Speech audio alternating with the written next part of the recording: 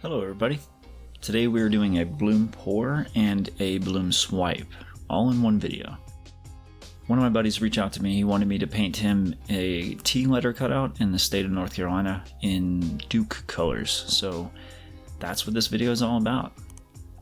As you can see, I cut out cardboard to surround the piece so that I'll be able to get the bloom on there and then remove the cardboard afterwards. So I'm using, of course, my mica pigments because I love the metallic shimmer. I'm also using one of the golden colors, manganese blue, in this video right here. Now I started out pouring my normal puddles and then just started trying to have fun with it, because what's the point in doing this if you can't actually enjoy it? I've also found that when I drizzle the paints and layer the colors that way, I always get better results with my lacing and cells. So right now you're just seeing me either drizzling it on there or using the popsicle stick to kind of sling the paint around, just having a good time. And it came out amazing, actually. It came out a lot better than I thought it would. Now the hard part of this is trying to keep the composition in the paint over the top of the letter that you're trying to paint over. As you see, this is my Amsterdam titanium white cell activator. Still anxiously awaiting my Australian Floetrol. So this is the American version with the recipe that you all have seen on my channel.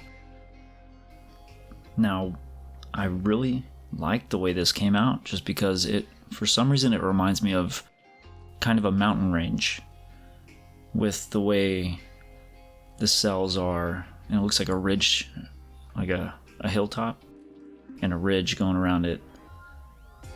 The lacing and the cells that came out of this were absolutely striking. So I was happy the way the cells developed. I started spinning it out and I realized, like I always do, I used entirely too much paint, but it's okay because I wasn't sure where the cells and lacing were going to be in relation to that cutout, so I wanted to be able to manipulate it a little bit if I had to. So now you see me doing the most stressful part of this, because I know that if I move too fast or I slip with this letter, it'll more than likely land face down and I'll end up having to cut out another piece of cardboard and doing it again, which that would take away some of the fun of actually doing this. So you see me I'm just being really careful the way I remove this piece. And it came out really well. I'm very, very happy. Now I potentially probably should paint over a canvas. That way I can keep all that beautiful stuff that ended up on the cardboard. But here's the North Carolina cutout. You see me laying down my pillow paint right now. Basically just enough to where I can cover the shape. And then I'm gonna, of course, tilt it, cover the shape. And this was gonna be the swipe, which I've never really had that great luck with swipes using the sheleeart technique. But this bloom swipe actually came out really good. It doesn't remind me as much of like the mountain range as the other one did. This one came out and it kind of reminds me of a little bit of cracked ice. You know, like a frozen lake, and if you step on it and it's not quite thick enough, you kind of start cracking it like you're gonna fall through. It's kind of a terrible thing to think about, but that's what it reminds me of. So here I am again, just having a good old time with the paint, just sprinkling it all over the place.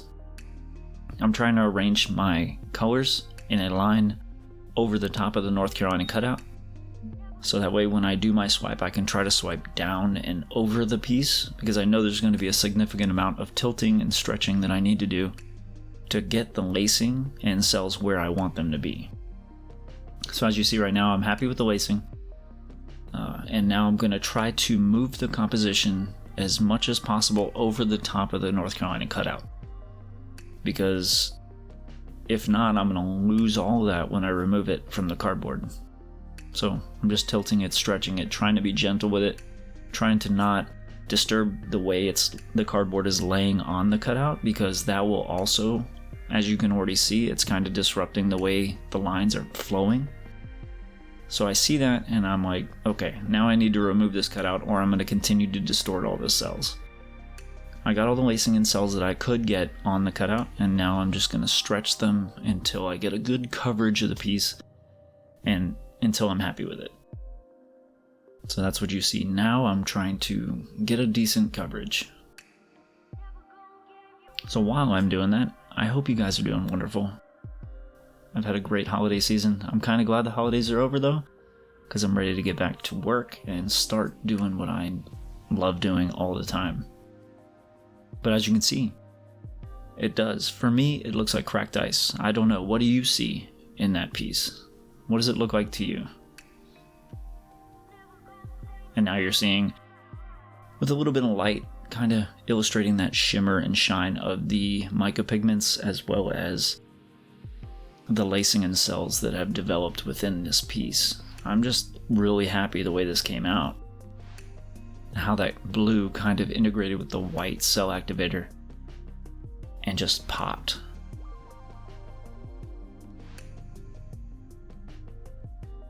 If you want to watch another video just like this, click the screen right now and I'll see you there.